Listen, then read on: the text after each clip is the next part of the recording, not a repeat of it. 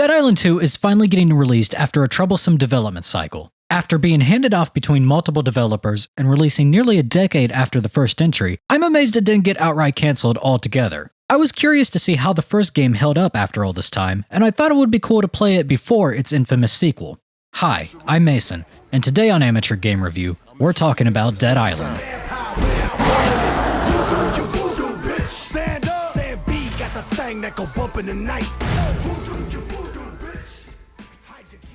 Can we talk about Dead Island without mentioning the reveal trailer? No, I don't think we can. This trailer even has its own Wikipedia articles, so that means it has to be important, right?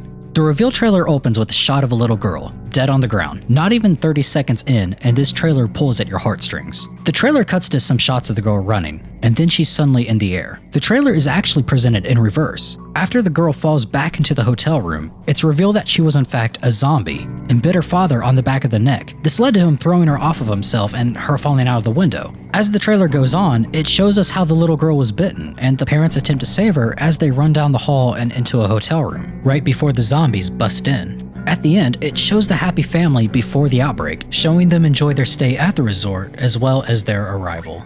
This trailer is amazing, and I mean that, it's absolutely amazing. It's basically a short story about this family. I even felt sorry for them even though I've only known them for 3 minutes. Unfortunately, this trailer has nothing to do with the game. The only in-game reference to this trailer are the dead parents being across the hall from you at the beginning. That's it, a small little Easter egg that many people aren't going to know about. I only knew that these were the bodies of the parents because I read the damn Wikipedia article. Maybe Techland wanted to move away from the trailer because it was obviously a bit controversial at the time, or maybe it was commissioned to bring some publicity towards Dead Island. I'm leaning towards that, and it obviously worked because it seemed like everybody knew about this game except for me. I will admit, I didn't know much about Dead Island before it released. I first heard about it through a friend back in high school when it launched, and I stumbled upon the trailer long after the game came out. But if my only source of information was this fantastic trailer, I would have been pissed and thought I bought the wrong game. Instead of a gut-wrenching, narrative-driven game about a family trapped on a tropical paradise gone to hell, you get a game that has more in common with campy, B-rated horror films. That's fine with me. I love those kind of films. Just don't jump into Dead Island expecting Dawn of the Dead or 28 Days Later. Supposedly Techland changed and added some story elements to make Dead Island more in line with this trailer, but the game overall is still tonally different.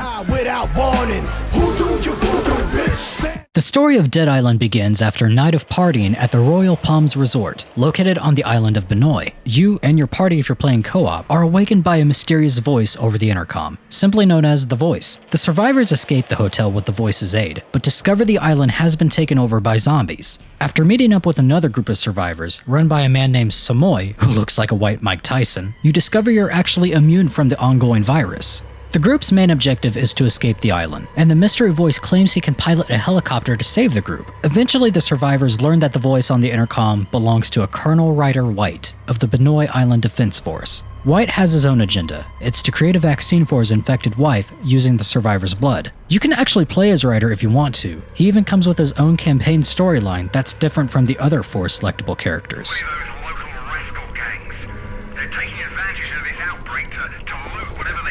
The story isn't great. I won't sugarcoat it for you. But if we go back to what I said earlier about B-rated horror movies, Dead Island fits the bill. It's kind of bad, but it has some charm about it. And you can tell that the devs put their hearts into their work because there's quite a few moments of greatness that shine through the mediocrity of Dead Island. For instance, I absolutely love the setting. The idea of a tropical island resort being used for a horror game is brilliant. This is supposed to be a place to get away from the daily grind, enjoy yourself for once, and maybe you have your family and kids along with you.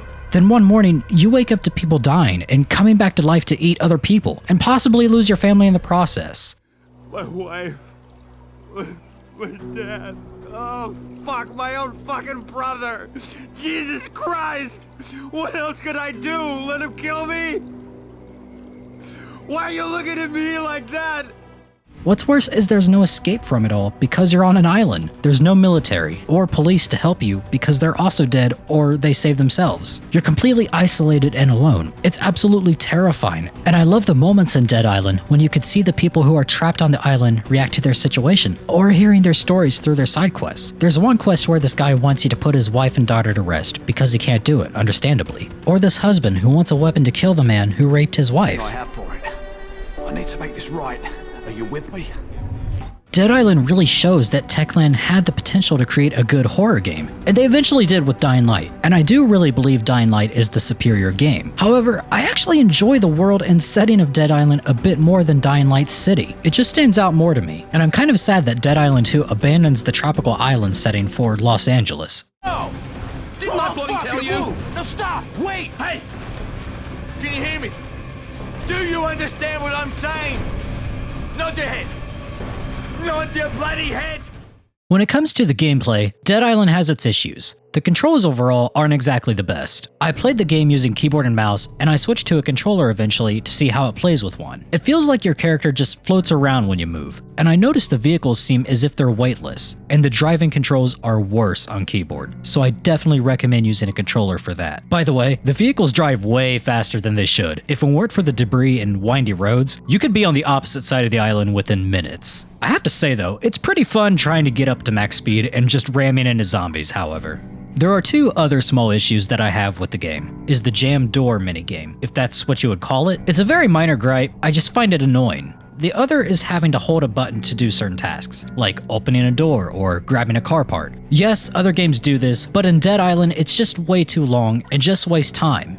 The shooting is not the best either. Even by 2012 standards, it is clunky. But luckily, Dead Island is not a shooter. Dead Island's main gameplay focus is on its first-person melee combat, and that's what Dead Island gets right. The first thing I love about the combat is the gore system. It is downright awesome to slice off zombie limbs and watch them fall off in a slow motion effect. Or breaking their limbs with a blunt weapon and watching them charge at you because their arms are broken. They can't do anything. There's a good amount of weapons to choose from in Dead Island, and that includes random objects you find like paddles or random planks of wood scattered about. You do have to maintain your weapons at a workbench, but you can hold and switch up to 7 different weapons in the equipment dial, so you should always have something on you if you ever find yourself in a tight spot. Weapons can be upgraded as well, and you can even add some cool mods to give them some different damage types like shock.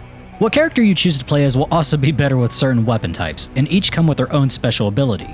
You can use any weapon while playing as any of these characters, but using the recommended weapon will give you an edge that fits your playstyle. Your choices are Logan Carter. He's an expert at throwing weapons, and his special ability allows him to throw infinite knives at enemies for a brief period of time. Perna Jackson, firearms expert. Her ability gives her a revolver with unlimited ammo. I honestly don't recommend her because, like I said earlier, guns are not fun in this game, and they don't appear until much later, so you're forced to use a melee weapon for the first act anyway. May. She is the bladed weapons expert, and her ability allows her to slash enemies in a frenzy with a short knife.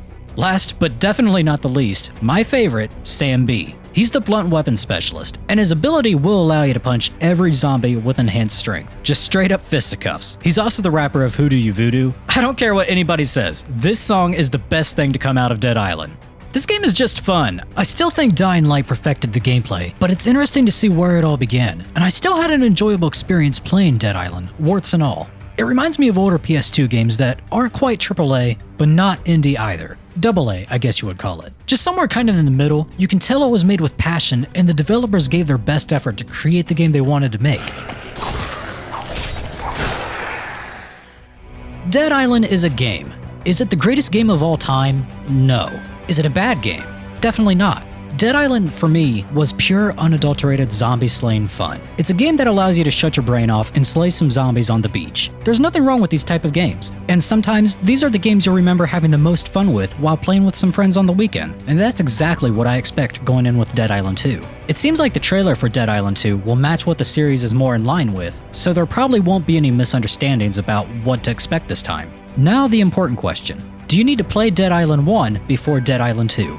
Probably not. The first game does feel dated at times when it comes to certain gameplay aspects, so that will turn some people off from playing it. Narrative-wise, I doubt you'll miss anything important either, other than Sam B making a reappearance. Who knows, maybe we'll get a Who Do You Voodoo Part 2. If you absolutely have to play the first Dead Island, it usually goes on sale for $3 US, or $5 if you get the bundle including the Riptide expansion. And honestly, I think that's a fair price to recommend Dead Island if you're truly curious about the game.